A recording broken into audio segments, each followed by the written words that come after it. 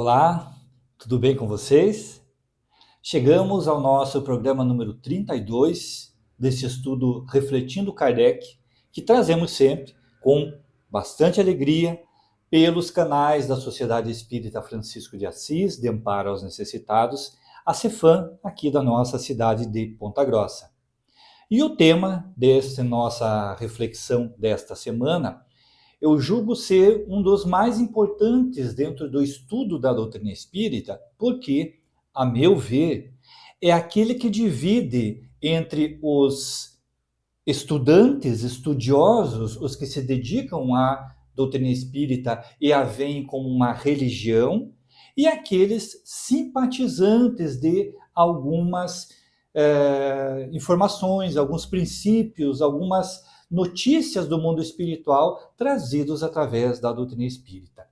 É a reencarnação ou pluralidade das existências. E por que eu digo ser este um divisor de águas? Porque para muitas pessoas é difícil acreditar naquilo que não veem como palpável, como concreto, ou que lhes pareça algo ah, visível. Porém, eu sempre digo aos nossos estudos dentro da doutrina espírita, do movimento espírita, que todos nós cremos na eletricidade, mas muitos de nós não vemos, exceto aqueles que trabalham e que têm uma condição de enxergar os fenômenos da eletricidade. Nós cremos na existência do ar, do oxigênio, mas não o vemos, exceto os cientistas que estudam estas moléculas. E tudo isso nós acreditamos sem termos algo concreto. Mas quando chega no ponto da reencarnação, há um óbice, e eu vejo isso muito por conta de que, ao assumirmos a reencarnação como um princípio verdadeiro e possível dentro da nossa existência, teriam essas pessoas de que admitir, de que as suas dores são o resultado das suas próprias ações. E nós, encarnados, temos uma dificuldade enorme de admitirmos as nossas culpas. Então, eu me lembro de uma frase do Raul Teixeira, que disse uma vez, sem nenhuma maldade, mas de uma forma até brincando com a questão, de que ser espírita não é para quem quer, é para quem aguenta. Para quem aguenta assumir a sua culpa. Todas as minhas dificuldades, todos os seus sofrimentos são resultantes, os meus das minhas ações, os seus das suas atitudes. De agora, desta existência ou de existências passadas. Mas para facilitar a nossa compreensão e, quem sabe, trazer algum argumento que possa convencer aqueles que ainda não creem na reencarnação, nós vamos dividir hoje em algumas questões básicas para passar muito rapidamente, porque o tempo não nos permite, este terceiro princípio. E vejam que aí vem uma ordem ascendente de que nós temos Deus, né, como Criador, o primeiro princípio. Temos em seguida a ideia da imaterialidade, da imortalidade, perdão, da alma, e até aí todos concordam, os simpatizantes e os espíritas. Mas quando chega na reencarnação, que é esse terceiro princípio, precisamos trazer algo mais compreensível para aqueles que estão tomando um primeiro contato com a doutrina espírita. Então, eu espero que hoje fique um pouco mais didático nós compreendermos. O primeiro ponto que eu quero registrar é que reencarnação foi um termo cunhado por Allan Kardec, mas que a ideia da reencarnação não foi criada por Allan Kardec. Aliás, nada do que está na doutrina espírita foi criado por Allan Kardec. Ele apenas trouxe alguns conceitos que até então não eram exatos e trouxe algumas denominações para que nós pudéssemos definir alguns assuntos. Reencarnação é uma dessas. E ele usou este termo reencarnar, voltar a carne ao corpo físico, para diferenciar de algumas questões e de algumas teorias, como, por exemplo, aquelas que admitem a volta do espírito, mas não necessariamente de um corpo físico humano. E aí vamos enumerar até teorias da ressurreição, em que se acredita o espírito voltar em algum momento, mas no mesmo corpo físico.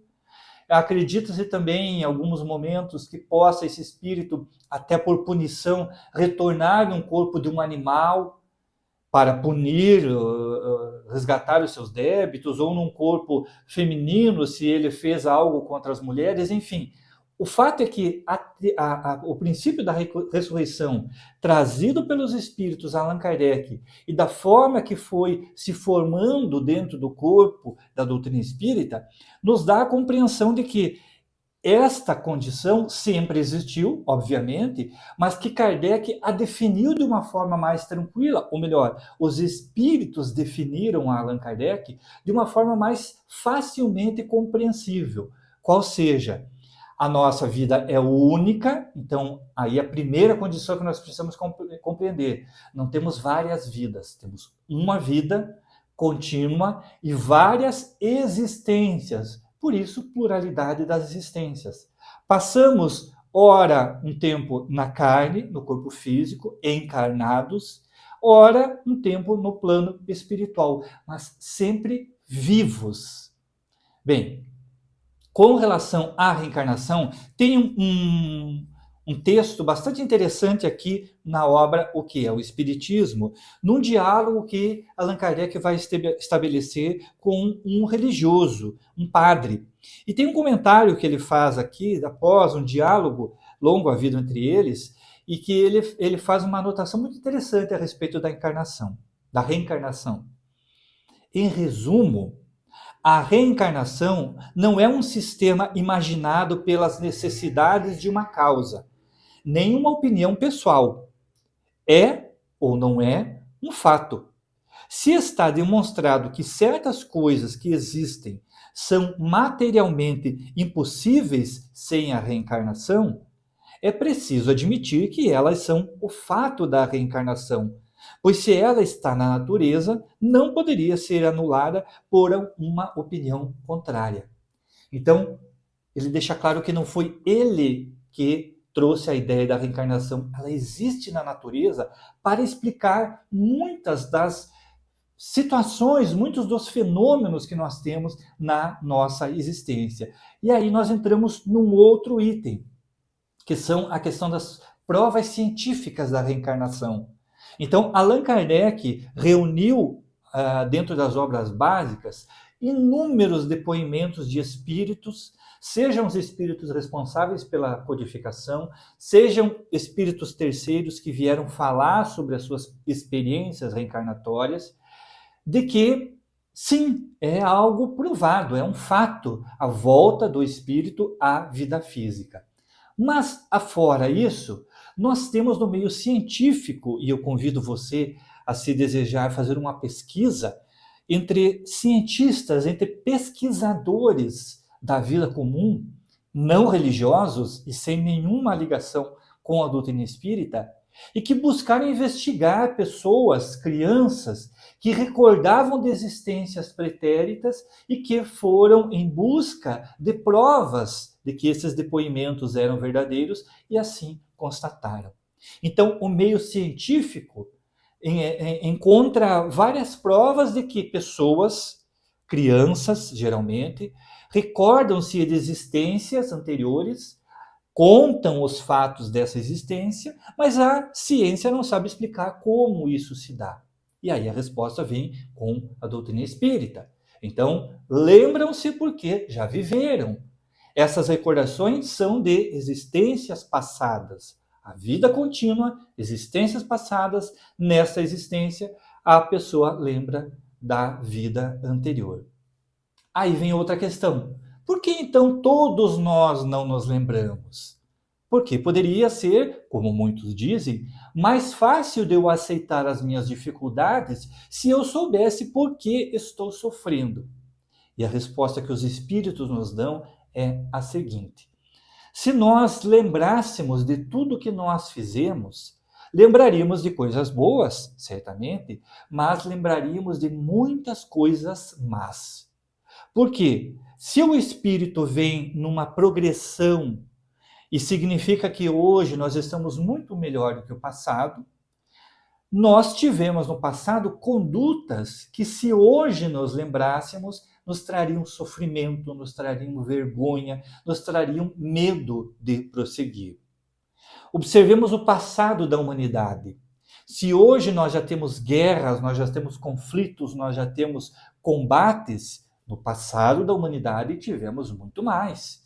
Então, entre aqueles em que se degladiavam, que não pensavam duas vezes para trair, para tirar a vida do adversário, para cometer atrocidades, essas situações que nós olhamos para o passado da humanidade e que chega a nos dar medo, nos dá vergonha de imaginar que isso foi o nosso passado evolutivo, se lembrássemos agora, certamente nos impediriam de prosseguir.